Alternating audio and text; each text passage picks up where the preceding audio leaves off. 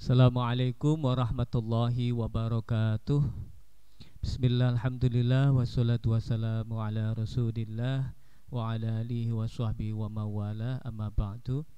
Selamat pagi anak-anakku sekalian. Selamat bertemu kembali bersama mata pelajaran Pendidikan Kewarganegaraan kelas 7. Alhamdulillah anak-anakku, pagi ini kita bisa berjumpa dalam keadaan yang sehat walafiat. Amin amin ya rabbal alamin. Seperti biasa, sebelum mata pelajaran kita mulai atau pembelajaran daring pagi ini kita mulai, marilah kita berdoa terlebih dahulu dengan harapan mudah-mudahan hari ini pembelajaran pendidikan kewarganegaraan diberikan kelancaran oleh Allah Subhanahu wa taala. Amin amin ya rabbal alamin. Bismillah, alhamdulillah. Bismillahirrahmanirrahim. Raditu billahi rabbah wa bil islami dina wa bi Muhammadin nabiyya wa rasula. Rabbi zidni ilma warzuqni fahma bi rahmatika ya arhamar rahimin. Amin amin ya rabbal alamin. Anak-anakku sekalian, untuk pertemuan pagi ini kita akan membahas tentang karakteristik daerah. Itu termasuk di bab 6 buku mata pelajaran Pendidikan Kewarganegaraan kelas 7. Baiklah anak-anakku sekalian, langsung saja kita menuju ke pembahasan berikut ini.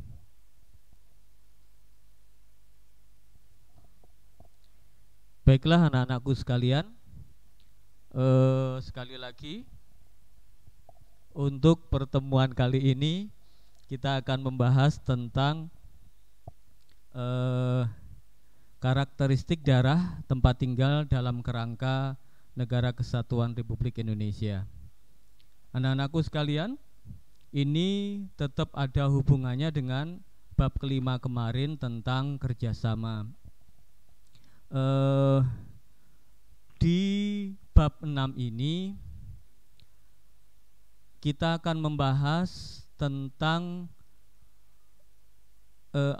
karakteristik daerah tempat tinggal dalam kerangka Negara Kesatuan Republik Indonesia. Yang pertama, untuk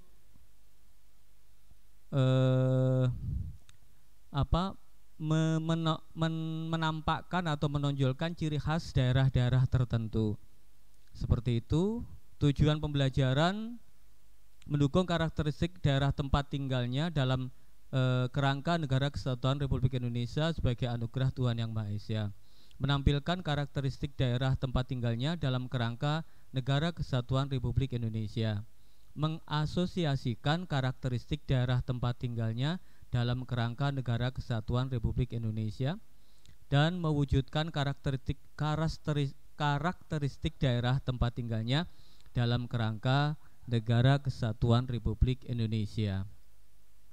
Nah, untuk di bab 6 ini nanti ada beberapa subbab. Yang pertama, makna persatuan dan kesatuan. Persatuan adalah gabungan atau ikatan, kumpulan dan sebagainya, beberapa bagian yang sudah bersatu, berserikat atau perserikatan, atau dikatakan serikat. Itu makna dari persatuan. Makna persatuan dan kesatuan, keinginan untuk bersatu tampak dalam beberapa peristiwa besar perjuangan bangsa, seperti munculnya organisasi kepemudaan, salah satunya adalah Budi Utomo. Terus kemudian mencetuskan atau mengikrarkan tentang Sumpah Pemuda. Dan yang terakhir pada puncaknya adalah proklamasi kemerdekaan Republik Indonesia tahun 1945. Persatuan dan kesatuan bangsa Indonesia adalah bersatunya berbagai suku, bangsa, bahasa, dan adat istiadat yang ada di wilayah Negara Kesatuan Indonesia dalam sebuah ikatan yang bernama NKRI atau Negara Kesatuan Republik Indonesia. Sekali lagi, kenapa Pak Tanri di awal tadi mengatakan bahwa ini sangat erat hubungannya dengan bab 5 tentang kerjasama kemarin? Karena di bab 6 ini ada pembahasan tentang persatuan dan kesatuan.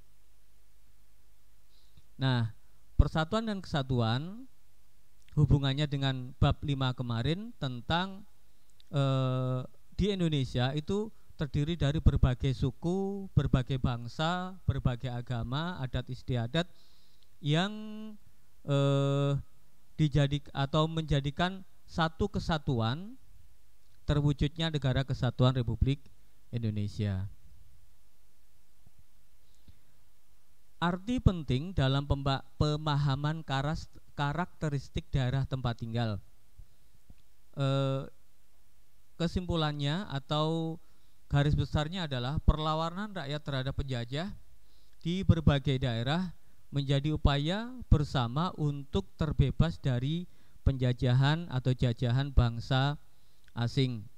Sekali lagi, anak-anakku, terjadinya persatuan dan kesatuan itu menjadikan rakyat Indonesia, terutama sebelum kemerdekaan, yaitu sekitar 1916-17, sebelum adanya gerakan para pemuda atau organisasi kepemudaan sehingga terwujudnya Sumpah Pemuda, itu menjadi semacam perlawanan rakyat terhadap penjajah di berbagai daerah. Akhirnya bersatu, terwujudnya kemerdekaan negara Republik Indonesia. Dalam masa pergerakan nasional, selain organisasi politik juga muncul organisasi pemuda. Ini yang awalnya bersifat kedaerahan, akhirnya itu tadi bergabung mengikrarkan Sumpah Pemuda 28 Oktober 1928. Dalam perkembangan selanjutnya diadakan Kongres 1 tanggal 30 April sampai 2 Mei bersama antar organisasi kepemudaan. Hal ini dilakukan untuk menunjukkan nasionalisme terhadap bangsa Indonesia. Pendudukan Jepang semakin menyadarkan golongan pemuda untuk merdeka secepatnya tanpa campur tangan Jepang. Hal tersebut mendorong terjadinya peristiwa Rengas Dengklok. Nah, di sini ini adalah puncaknya setelah terbentuknya organisasi kepemudaan, terus kemudian organisasi-organisasi politik yang lainnya yang tujuannya sama, titik puncaknya adalah kemerdekaan. Pada tanggal 17 Agustus 1945 adalah puncak perjuangan rakyat Indonesia untuk mencapai kemerdekaan dengan adanya proklamasi. Seperti itu ya anak-anakku.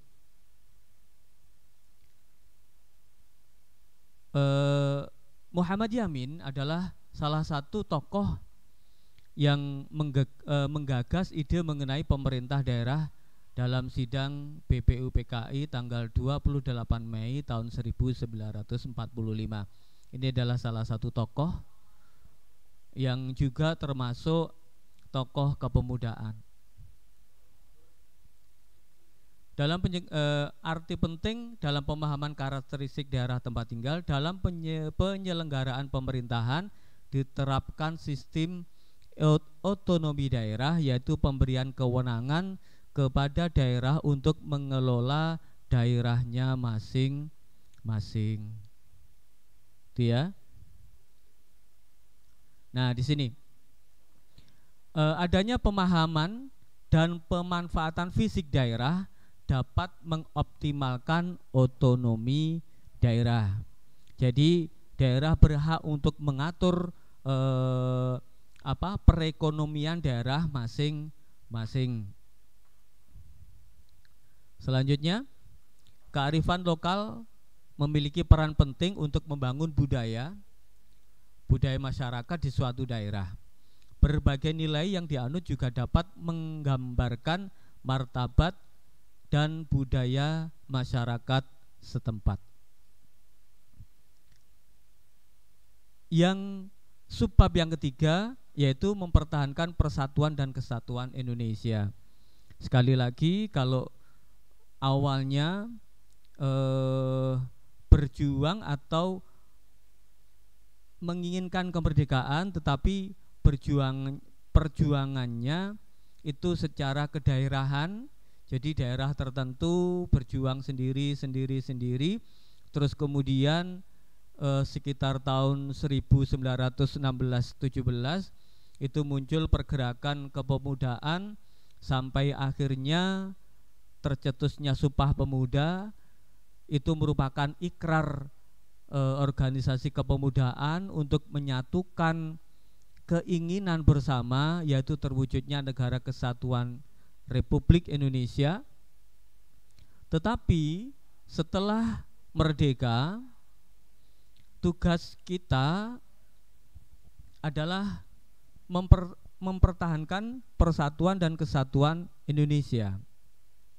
Sejatinya dalam hidup berbangsa dan bernegara di Indonesia ada sikap yang perlu dihindari. Nah, setelah merdeka muncul satu sikap yang seharusnya ini merupakan sifat kemunduran. Jadi mundur lagi seperti sebelum kemerdekaan, yaitu sifat etnosentrisme. Sikap etnosentrisme pasti menimbulkan konflik dalam masyarakat. Berbagai kasus dan isu mengenai SARA sangat berpotensi menimbulkan pertentangan karena adanya perbedaan. Sikap etnosentrisme harus dihindari dan tiap warga negara wajib menjunjung kesatuan dan kesatuan dengan prinsip Bhinneka Tunggal Ika. Meskipun berbeda suku, berbeda bangsa, berbeda bahasa, tetapi tetap menuju ke satu titik, yaitu Negara Kesatuan Republik Indonesia. Terus kemudian kalau tadi sering disebut etnosentrisme niku apa toh etnosentrisme? Kalau kamu buka di Wikipedia, etnosentrisme adalah penilaian terhadap kebudayaan lain atas dasar nilai dan standar budaya sendiri. Orang-orang etnosentris menilai kelompok lain relatif terhadap kelompok atau kebudayaannya sendiri, khususnya bila berkaitan dengan bahasa, perilaku, kebiasaan, dan agama. Perbedaan dan pembagian etnis ini mendefinisikan kekhasan identitas budaya setiap suku bangsa. Etnosentrisme mungkin tampak atau tidak tampak, dan meski dianggap sebagai kecenderungan alamiah dari psikologi manusia, etnosentrisme memiliki konotatif negatif di dalam bermasyarakat atau di dalam masyarakat. Maksudnya adalah etnosentrisme ini adalah keegoan atau keegoisisme, sangat egois terhadap karakteristik wilayahnya sendiri. Jadi bahasa juga menggunakan bahasanya sendiri meskipun dia berada di wilayah yang karakteristiknya berbeda. Dia menonjolkan kebiasaannya sendiri meskipun kebiasaan tersebut tidak terbiasa di wilayah tertentu. Jadi sekali lagi, sifat etnosentrisme ini akan sangat mengganggu persatuan dan kesatuan Indonesia. Baiklah anak-anakku sekalian, sebelum pembelajaran pagi ini ditutup, saya tutup terlebih dahulu. Saya putarkan sebuah video yang sangat erat hubungannya dengan karakteristik daerah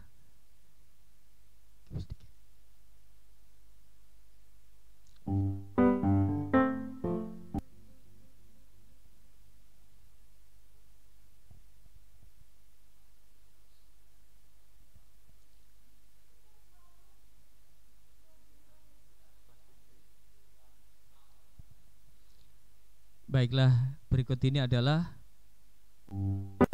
videonya.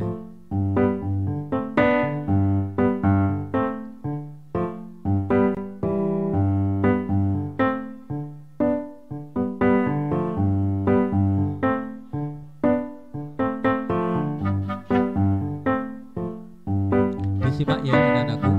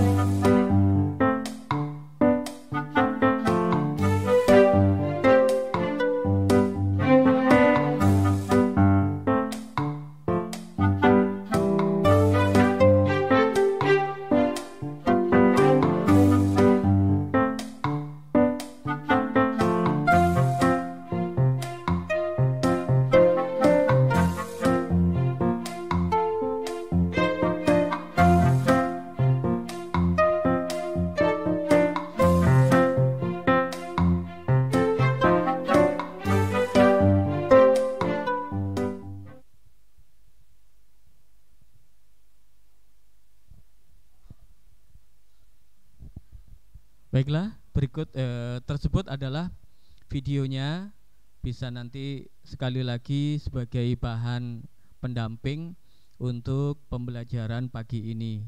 Baiklah anak-anakku sekalian, terima kasih atas perhatiannya. Mudah-mudahan pertemuan pagi ini bisa memberikan ilmu yang manfaat bagi kita semua. Terima kasih, kita tutup dengan bacaan hamdalah. Alhamdulillahirabbil alamin. Assalamualaikum warahmatullahi wabarakatuh.